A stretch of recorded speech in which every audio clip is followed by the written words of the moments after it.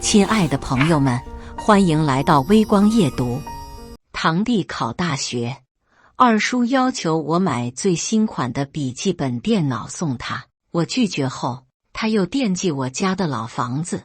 奶奶说堂弟是儿子，能传宗接代，什么都必须是最好的，家里的所有东西，我这个赔钱货想都别想。后来我亲手送他进了警局，戴上了那双干净锃亮的 VIP 银手铐，送他和二叔在监狱里顶峰相见。接下来开始我们本期故事，记得点击订阅并开启小铃铛。今天是出成绩的日子，大清早二叔就在家庭群喋喋不休，我嫌烦，便点开了消息免打扰，刷着刷着就看着手机弹出条消息，考上大学了，让你姐买台笔记本奖励你。看着这条消息，心里没理由的涌上股厌恶感，可毕竟是亲戚关系，我还是出于礼貌回复他，只有亲弟弟才有这个待遇，堂弟亲弟一样亲，既然工作赚钱了，就支持支持，将来我儿子有出息了，肯定会记得你。看着这几个字，我咬牙切齿，真是够不要脸的。你的钱留着不花，难道是为了给情人和私生子花吗？下一秒手机嗡嗡响，我直接挂断。二叔在群里怒骂我开不起玩笑，没大没小，我回怼他为老不尊，想在我这里捞到好处，没门。没过多久，我爸下班回家，拿起手机询问我整个事情的经过。事情很简单，全部摆在眼前，我也没什么好解释的。我的好闺女做得好，让他们一天天的就想不劳而获。我爸说着，乐呵呵地端起酒杯，夸我勇敢，我心底才算是彻底松了口气。本以为这件事彻底过去，就听见门外传来敲门声，是堂弟。我只觉得身体一歪，整个人站不稳，差点摔倒在地。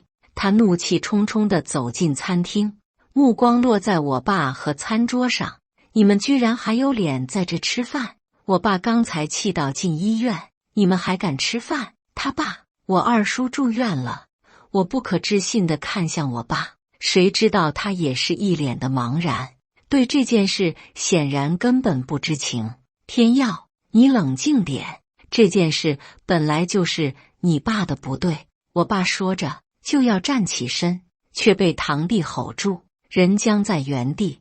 他双眼瞪得溜圆，牙关咬得嘎吱作响，怒吼道：吃是吧？我让你们吃。只见他双手放在餐桌下方，胳膊处的肌肉绷紧，用力掀开桌面，菜盘噼里啪啦碎了一地。他怎么敢？堂弟环抱着胳膊，不屑地冷哼一声，眼神四顾。今天就是给你们个教训，下次说话注意一点。话音刚落，人转身就要离开，望向地面的餐厨垃圾，我只觉得血气止不住的翻涌。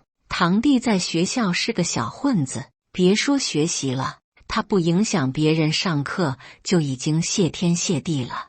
二叔把他当成宝，倒还真以为自己是太子，可以无法无天了。手迅速攥住身旁的扫帚，用力向着他的方向拍过去。小兔崽子，敢掀桌子，今天我就打的让你妈都不认识你。用笤帚拍不解气，我拿起凳子抡圆了就要冲过去，向天耀抱着脑袋四处逃窜，嘴里哀嚎着救命。他跑到楼道，靠在楼梯边，急忙伸出手喊道：你要是再打我，我就报警，说你殴打未成年。这话倒是为我提供了思路。我紧盯着他，厉声喊着让我爸报警。向天耀听了，吓得屁滚尿流，转身就跑，转眼就消失在视线当中。我气不过，想追上去，被我爸在身后拦下。他说二叔住院，所以才来闹事。那既然如此，我也要让他知道，我们也不是好欺负的。和我爸商量过后，第二天来到医院病房，看着面如菜色的二叔，他人病恹恹的，身体虚弱得很，都怪这个老不死的，要不是昨天我翻他手机，恐怕还不知道他勾搭外面那些不三不四的洗脚女。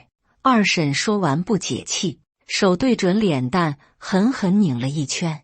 原来他住院是因为自己的破事被别人抓住，和我们家买电脑没有一点关系。我的好二叔天耀昨天来我家大闹一通，共计损失费是3000元，您是现金还是转账？他躺在病床上，鼻子气得哼哼，说我们无赖，眼神邪逆，落在向天耀身上。他眉心紧皱，却不敢回答。你还打我了呢？他说着扑通一声，无赖地躺着转圈。你赔我医药费，赔我精神损失费。他这副不要脸的样子，属实给我看乐了。昨天那副样子，我还真以为他是个为父亲冲锋的勇士，闹了半天也是个莽夫。病房内乱作一团，我将收款码放在二叔面前，逼迫他给我转账。他要是不同意，我就报警向天耀私闯民宅。二叔气鼓鼓地瞪着眼睛，实在没办法，才赚了3000元。我和我爸心安理得地转身离开，回到奶奶家中，为她买了些补品。我奶向来疼爱我，有什么好东西都先惦记着我，所以第一时间告诉我家老房子要动迁的消息，加起来也要有个200平。现在的年代可不同我们那时候了，无论男娃女娃都要有房子才行。他说着，语重心长，握着我的手，一切皆有定夺。当年我爸回到县里，用自己的积蓄盖的大瓦房，这房子应当有我们家的一半。我家对此没有任何异议，按照正常的比例分割就可以。可没想到二叔却不乐意了，指着我爸鼻子，问他到底对我奶做出了什么保证，老人才会同意分房子给我家。这房子本来就是我家的，和做保证有什么关系？二叔阴阳怪气的撇嘴，眼神掠过我，满是不屑和嘲讽。谁不知道你家连个儿子都没有，有房子住又怎么样？将来不还是得给别人家？我儿子那可是老向家的根，一套房子怎么能够？听到这话，向天耀骄傲地抬起头，我牙关咬得嘎吱作响，克制住自己给他个耳光的冲动。姐，要我说你找个好人家比什么都强，那房子你又用不上，还不如给我，脸上也光彩。将来你家要是绝户，我也能当半个儿子使。我爸听了这话，暴跳如雷，对着他屁股就是一脚。你敢说老子绝户？我今天非揍死你这个瘪犊子！我和我妈在中间拉着，这才算没酿成大祸。二叔跑到奶奶身后，大放厥词。我厉声打断，房产证写的就是我爸的名字，你在这说破天也是我家的房子，别倚老卖老，小心我爸清理门户。说着，目光看向向天耀，你儿子就是扶不上墙的烂泥，将来出社会也是危害人间。父子俩气得脸色涨红，像是两头愤怒的公牛。奶奶估计也没想到我们会因为这件事吵架，坐在沙发上呼哧呼哧地喘着粗气，空洞无神地看着棚顶，眼睛一翻，晕了过去。我们几人手忙脚乱将他送到医院，他气到高血压发作，再加上其他的老年病，多病突发，才会导致晕厥。我爸悄悄关上病房门，拎着二叔的脖梗，两人推搡到墙边。妈要是出事，我拼了老命也不会让你家好过。他眼底猩红，胳膊两侧的青筋暴起。向天耀傻站在一旁，还是二叔大叫他才回过神来，将二人分开，灰溜溜地走了。我坐在病床前，握住奶奶的手，希望能让感受到我的存在。可没想到，终究没逃过一劫，他再也没有醒过来。我站在殡仪馆内，面无表情地注视着来往的人群。从前未见过的那些亲戚，也都纷纷前来摆放。二叔微笑着接过礼金，时不时擦拭眼角，向天耀和他一样。我爸则坐在遗照面前，垂头丧气的不说话。周围的声音缓缓退去，就像是声势浩荡的默剧，呈现出诡异的割裂感。我扶起伤心欲绝的他，看着我奶的遗体火化。二叔走过来，站在我们身旁。老哥，妈现在也走了，有些事情也该算了。我愕然，不敢相信自己听到的话。尸骨未寒，他还有没有人性？我爸半眯着眼睛，阴冷地注视着他。那你说该怎么算？我二叔丝毫不在意，像是不是他亲妈一样，自顾自地说着房子分配和财产继承问题。因为他是小儿子，所以分配的要多一点。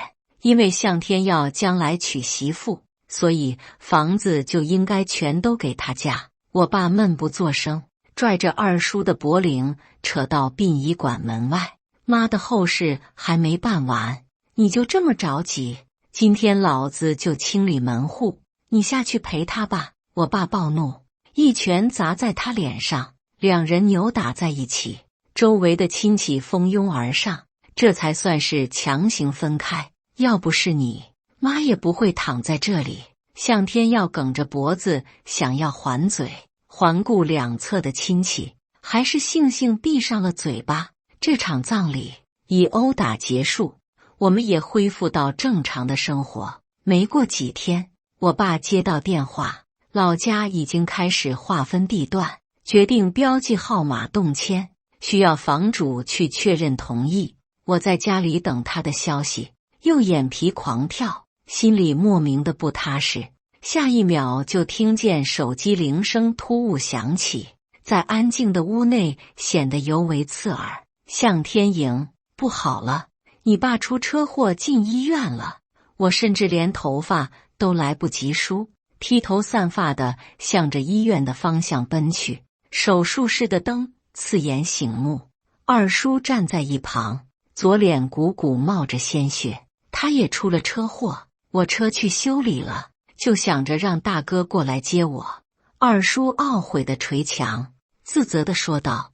可没想到提起房子，大哥情绪激动，非说是要拉着我一同陪葬。我俩起了争执，就撞上了一旁的高速护栏。他说着便嚎啕大喊，大哥，妈前几天才刚走，要是没有你我可怎么办啊？我听着刺耳，冷脸让他憋回去，人还没死呢，在这哭什么丧？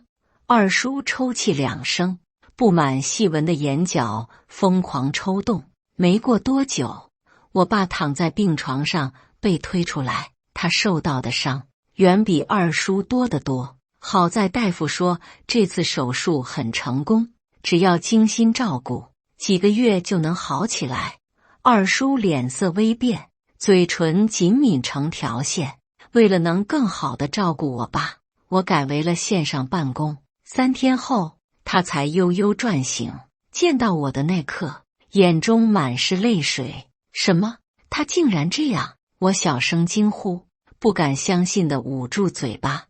二叔说是我爸情绪激动，要拉着他陪葬，可事实确实他用言语刺激我爸，还抢夺方向盘。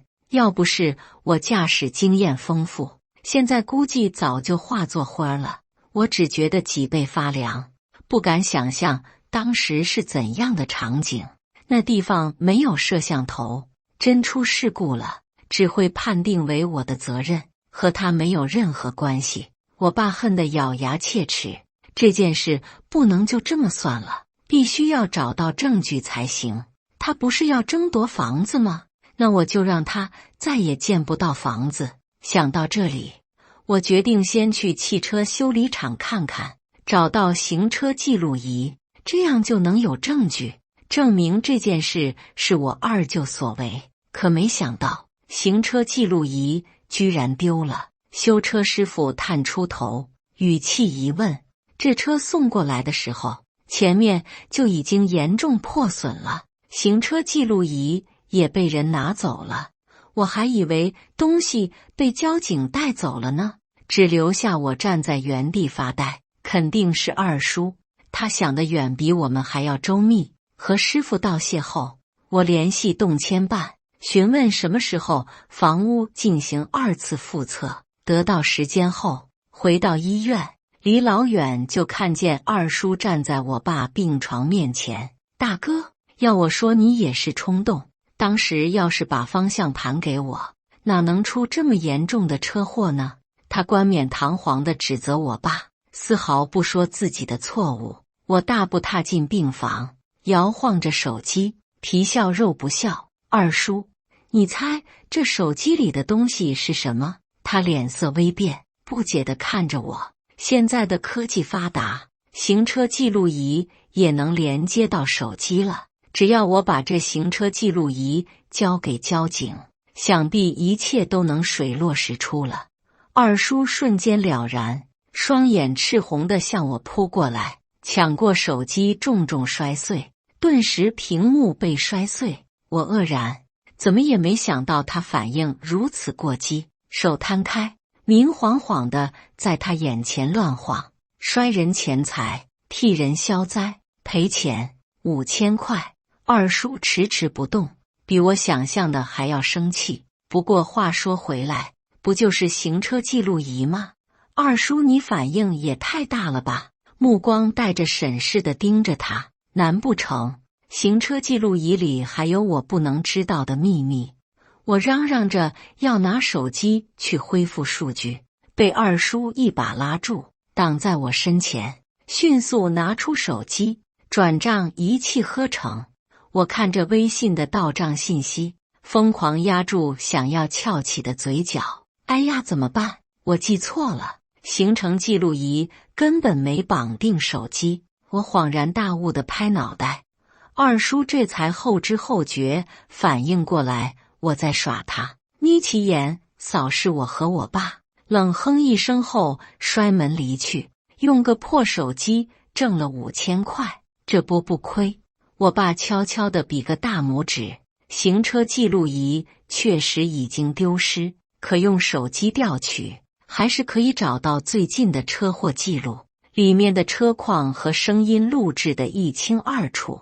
这份记录对二叔就是致命打击，他迟早会为自己犯错而付出代价。不过不是现在。隔天，我按照动迁办的给出的时间，早早来到老房子前，离老远就看见二叔一家满脸献媚地为动迁办主任递烟。见到孤身一人的我时，嘴角咧开个弧度。天莹，你怎么自己来了？家里连个主事的都没有。果然这女孩就是不行，还得男孩来接户口本。他眯起眼睛，油腻的肥唇撅起个弧度，享受地吐出眼圈。向天耀听到这话，挺直了腰板。大清都忘了多少年了，二叔你还活着呢？我不耐烦地掏耳朵，目光转向拆迁办工作人员，拿出房照和户口本，说明我爸情况，证明我是房子主人的孩子，有权利做主。现在唯一确定不下来的就是我奶奶的房子。二叔没钱买房，前些年一直和奶奶住在一起，时间久了，他倒是不要脸，真以为这是自己的了。天莹，不是我说别的，当年你爸盖瓦房，那砖头和沙子都是我让人运回来的，就应该有我的那份。更何况你将来嫁人，那房子不都是别人的？肥水不流外人田，这点道理还要我教你吗？我无语凝噎。他倒是真的把自己的儿子当成宝贝了。这房子你想要，也得有本事拿走才行。他瞪着眼睛，厉声问我什么意思。身后传来嘎吱嘎吱的声音，我回头望去，只见我妈推着轮椅向我们走来，我爸坐在轮椅上，双眼中透露着不可否决的笃定。妈的遗嘱在这。他打开纸，上面是奶奶临终前留下的话。她的房子，我和向天耀不偏不倚，各自一半。放屁！天耀是长孙，怎么可能只有一半？二叔猛然冲过来，抢过遗嘱，仔仔细细地看了个遍。迅雷不及掩耳，知识撕碎。我紧接着拿出了10张，你继续撕，要是不够的话，我免费提供纸张复印服务。他鼻子都要气歪了，暴躁地在客厅内转圈，抬起脚踢飞了奶奶曾经编织的旧筐。狗屁！老太太现在死了，你就为所欲为了是吧？谁知道你这是不是自己胡乱写的？死鸭子嘴硬。我和我爸对视一眼，笑嘻嘻地拿着手机。时间到了，是时候杀他的气焰了。门口走进几名警察。我的好二叔，你还是多担心自己吧。你们干什么？放手！我可认识你们领导，谁敢动我？2名警察面无表情地架着胳膊，像是拎鸡仔那般把他带上警车。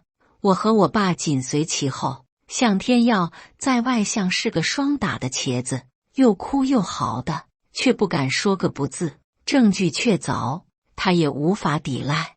我们的诉求很简单，二叔必须受到应有的惩罚，不仅要蹲监狱，还要赔偿我们医药费。了解情况后，我和我爸准备离开。二叔见到我们，迅速跑到铁栅栏面前，用力摇晃着栅栏，发出巨大的碰撞声。大哥，我的好大哥，之前都是老弟不懂事，才会一时糊涂。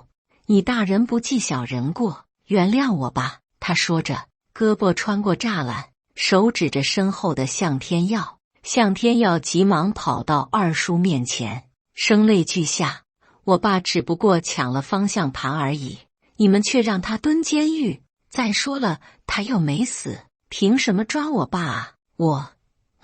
这是什么屁话？抬起手拍在向天耀脸颊上。杀人偿命，天经地义，有其父必有其子，两人都是个草包，赶快准备钱，为你这个好爹擦屁股吧。我仰天长啸，推着轮椅离开。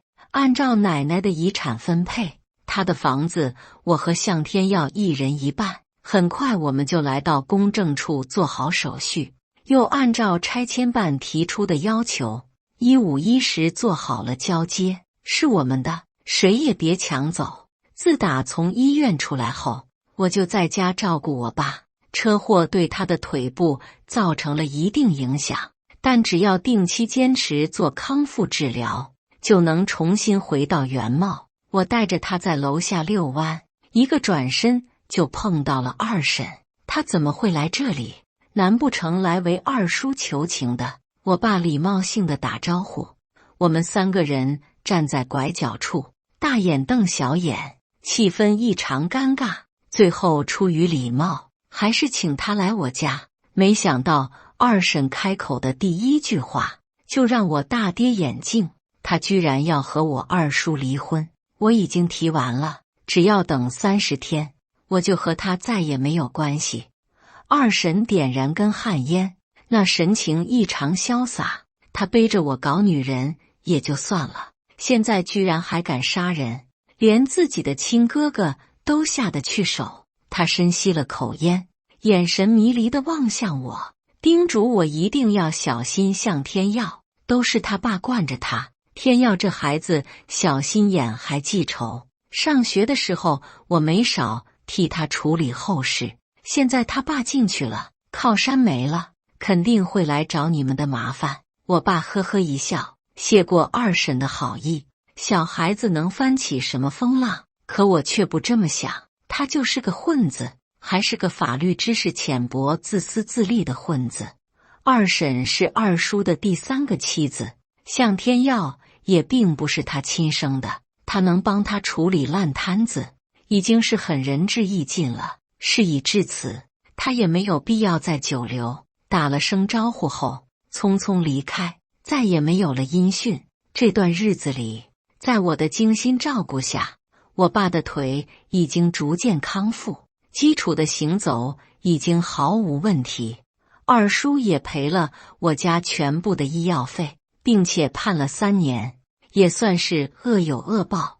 拆迁办要求我们过去办理最后的审批手续，刚推开门，迎面就和个黄毛撞满怀。哟，这不是我的好姐姐，怎么你自己来的？这头黄毛，我差点没认出来。向天耀的头发黄橙色交叉，像个行走的黄灯，嘴上打了个唇环，耳朵戴着银色耳饰，机车风衣服放荡不羁，和从前大相径庭。他旁边的紫毛男吹了声口哨，眉毛挑起，眼神上下打量我。就他，向天耀点头答应，肯定是他把这点事说出去了，要不然这紫毛根本就不会知道我。2个人越看越欠揍，没有一个好东西。只是没想到，等到我出来的时候，他俩还站在原地。向天耀眼神不善，手紧紧掐住我胳膊，挣脱也挣脱不开，硬生生把我带到公路大桥下。这附近人烟稀少，很少会有人过来。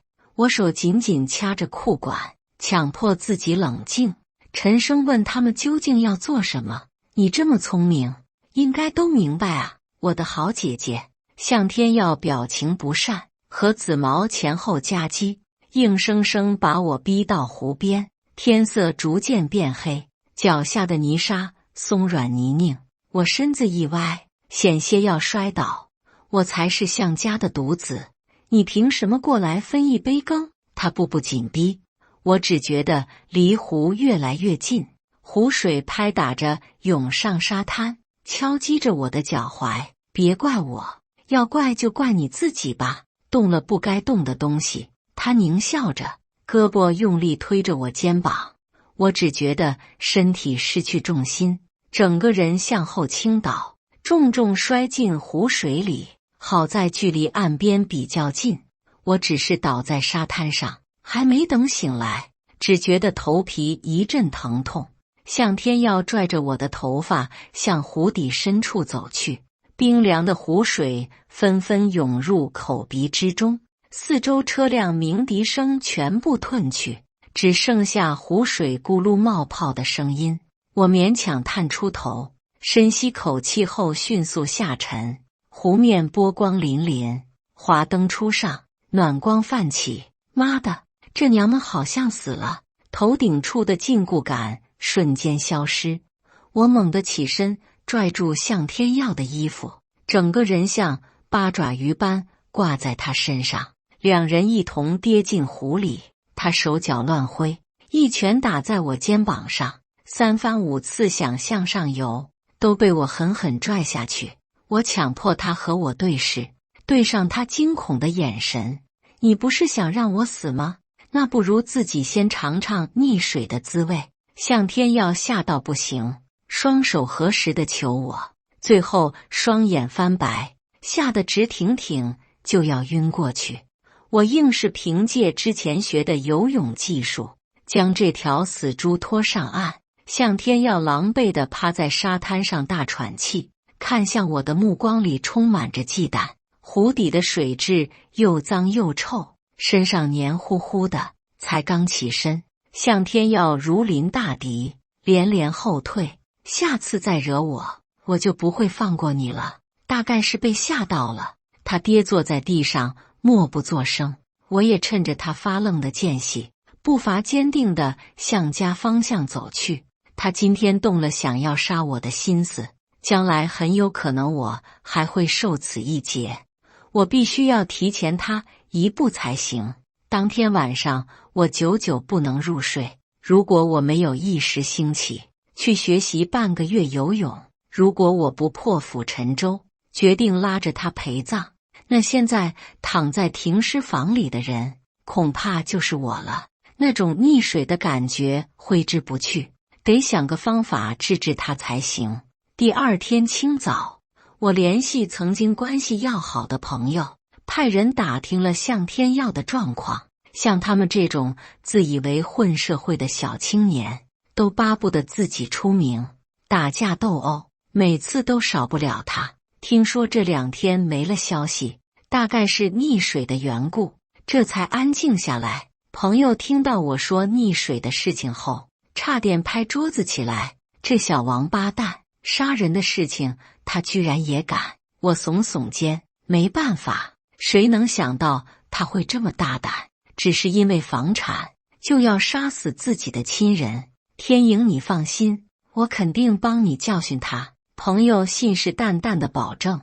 我心领神会的请了兄弟们吃饭，总不能让大家白忙活。临近夜晚，灯红酒绿，酒吧内传来吵杂的吵闹声，男男女女搂抱在一起，贴身劲舞，好不刺激。朋友说向天耀经常来这里鬼混，还经常装大款，雇一点昂贵的酒，却不敢敞开了喝，每次都只喝一小杯。时间久了，那些女孩也都知道他什么样子，并没有人再理他。我只觉得好笑，化着大浓妆，压低帽檐，坐在女孩旁边。没过一会，两人双双坐在我身侧，女孩身子娇软，媚眼如丝，纤纤玉手随便指了指，便点了2瓶好酒，加一起也要4000，足够刷爆他的卡了。向天耀面如菜色，颤抖着拿出信用卡，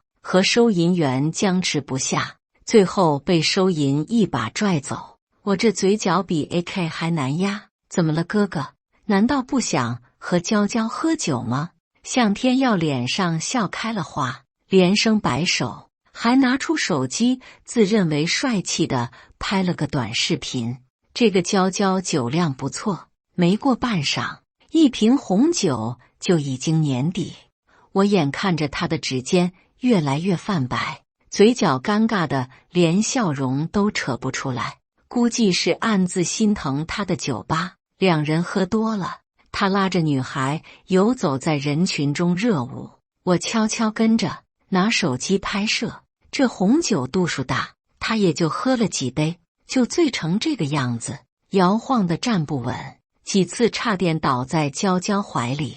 娇娇的手顺势滑到他外套口袋内，拿出张宾馆房卡。看来这小子对把妹势在必得啊！我们交换了下眼色。娇娇柔软无骨地倒在他怀里，跌跌撞撞地向门外走去。我尾随其后。娇娇发微信让我在隔壁房间等着她。叮，手机传来提示消息。这小兔崽子，穷还装什么大款？宾馆连个窗户都没有。我扑嗤笑出声，没想到他竟然能节省到这种程度。询问他接下来有什么计划。娇娇发了个狡黠的表情，发了条7秒的语音：姐，要不然咱们给他来个大的，怎么样？我们商议过后，他那边就没了消息。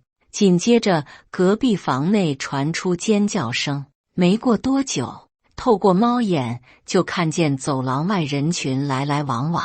我好奇看过去，娇娇衣衫不整的哭泣，向天耀手忙脚乱的穿衣服。见到警察连忙解释：不是的，我没有，我们都是自愿的。他紧张地抓着娇娇胳膊，触碰到的瞬间，娇娇又是惊声尖叫，手脚并用地向后退。民警当场将他扣在墙面，他歪过头，全身都在扑腾，像案板上濒临渴死的鱼。你说啊，你说啊，你不还喝酒了吗？你情我愿，怎么就变成我非礼你了？娇娇低着头哭泣，声音断断续续的和警察解释，说是自己最开始只是喝酒，紧接着在舞池跳舞，随后头晕乎乎的，就什么都不知道了。宾馆的摄像头可以证明这一点。向天耀是背着他进来的，视频中的娇娇明显已经失去了神智和意识。原来这小子扮猪吃虎，先在酒吧装没有意识，到了宾馆倒是精神得很。两人被警察带走，离开的瞬间，向天耀看到我，眼睛蓦地睁大。姐，她是我姐，她能证明我是好人，我不是强奸犯。我证明。我无辜地看着他，装作很害怕的样子。弟弟，我错了，你别杀我。向天耀满脸的错愕，失了神般愣怔在原地。就这样，我也如愿以偿地被带回警察局。他们很快找来子毛，威逼利诱之下，子毛迅速说出溺水事件，我被盯上，以及向天耀想借湖水杀死我这件事。作为被害人，我很快脱离嫌疑，和民警来到审讯室，透过玻璃观察向天耀。我看他太困了，才想着放水里精神一下。再说了，他把我拽下水，我也是被害者。他激动地站起身，凳子扯出到刺耳的噪声。他不是没死吗？为什么还关我？那女的，我们也是你情我愿，根本……他话还没说完，警察一声怒吼，向天耀又心虚地坐在凳子上，一副窝囊样子。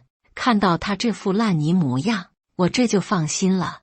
二叔已经进监狱了，现在他儿子同样剑走偏锋，不入正路，上梁不正下梁歪。最后的结果是他赔偿我1万元，并且拘留半年。对这个处置我已经很满意了。向天耀本来学习就不好，现在更是留下了案底，将来无论是工作还是老婆，肯定都不好找。他的人生被他自己毁灭了，怪不得别人。我拿到赔偿款，顺理成章离开警察局，和娇娇平分。回到家中，就接到了正式拆迁的消息。由于二叔一家都没有人处理此事，就由我爸出面，将房子变为异地回迁，向外出租了8年。看着厚厚一叠的补偿款和租金，我和我爸都忍不住笑出声。善恶到头终有报，这可真是好事连连啊！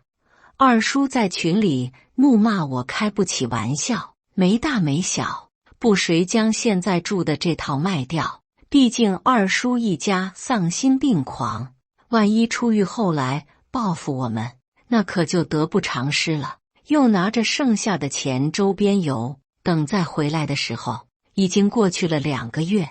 至此之后，就没有听见二叔一家的消息。半年过去，朋友找我小聚，我再次故地重游。晚饭完毕后，搀扶着朋友，醉醺醺地从饭店里出来，隔着街道便看见了向天耀。他被2个男人扔到地上。你知道我是谁吗？老子可进过监狱，敢惹我，信不信我都杀了你们？暗黄色的头发在路灯的照耀下宛如枯草，乱糟糟的，看起来就没有精神。虽然早就预料到他会是这副模样，可当亲眼所见后，还是给了我不小的冲击。他摇晃不定地向前走，显然是没站稳，一个趔趄栽倒进垃圾桶里，狼狈不堪。朋友顺着我的目光看去，有些不相信地询问我，对面那傻子好像在哪见过呢？是你那个弟弟不？谁知道呢？大概是哪个酒鬼吧。真好奇，如果二叔见到他这副鬼样子，还能不能笑得出来？谁知道呢？不过和我也没关系了，这种奇葩亲戚得离得远远的才行。